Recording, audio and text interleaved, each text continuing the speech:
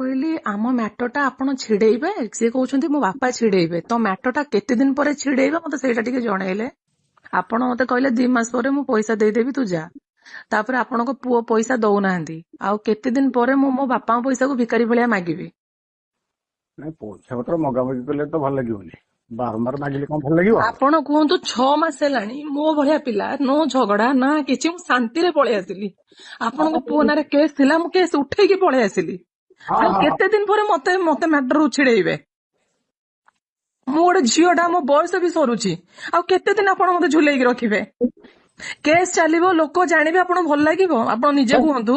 Case ଚାଲିବ, ଲୋକ ଜାଣିବେ, ଟାହି ଟପରା କରିବେ, ସତ କଥା ଜାଣିବେ ଯେ ଟୋକାର ଏମିତି ଲଫଡା ଯୋଗୁ ଝିଅ ଛାଡିଲା। ଆପଣ ନିଜେ ମୁଣ୍ଡ ଟେକି ଚାଲିପାରିବେ ଯଦି ମୁଁ କେସ୍ କରିବି? ନାଇଁ ନାଇଁ ନାଇଁ, କେସ୍ କାସ୍ ହେଲେ କଣ ଲାଭ ହବ ଯେ? ସମସ୍ତେ ମୁଁ ତ ଲୋକ ଅଛନ୍ତି। ସାଇଲେଣ୍ଟ ରହିଲାଣି 6 ମାସ ହେଲାଣି, ମତେ ଛିଡଉନାହାନ୍ତି କଣ ପାଇଁ? କିଏ ଛିଡେଇବ? ମତେ କହୁଛନ୍ତି ମୋ ବାପା ଆସି କଥା ହେବେ।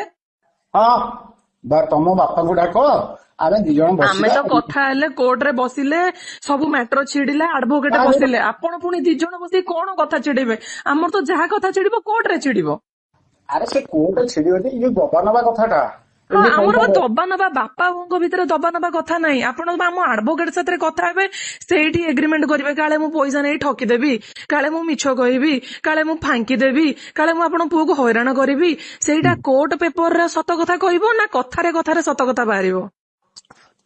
କୋର୍ଟ ହବ ଭଦ୍ରଲୋକ ହେବେ। ବାହାଘର କଣ କୋର୍ଟ କରିଥିଲା? କୋଉଠି ବାହାଘର କୋର୍ଟ କରିଥିଲା? ବାହାଘରର ସାର୍ଟିଫିକେଟ ଆମର କୋର୍ଟ ହିଁ କରିଥିଲା। ପ୍ରଥମ ବାହାଘରଟା ଆମର କୋର୍ଟ ହିଁ କରିଥିଲା। ଆମ ବାହାଘରକୁ ଭଦ୍ରଲୋକ ବି କେହି ଆସିକି କରିନଥିଲେ, ମୋ ବାପା ବସି କରିଥିଲେ। ଆପଣ ଆସିକି ଆଡଭୋକେଟ ହାତରେ ବସିକି କଥା ହଉନାହାନ୍ତି। ମୋ ବାପା ବସିଥିବେ, ଆଡଭୋକେଟ ବସିଥିବେ, ଆପଣ ବସିଥିବେ, ପରଫେକ୍ଟ ନିୟମରେ କଥା ବାହାରିବ। ଆଉ ମନ ଇଚ୍ଛା ଆମେ କଥା ବାହାର କଲେ କିଛି ତ ଲାଭ ନାହିଁ ନା।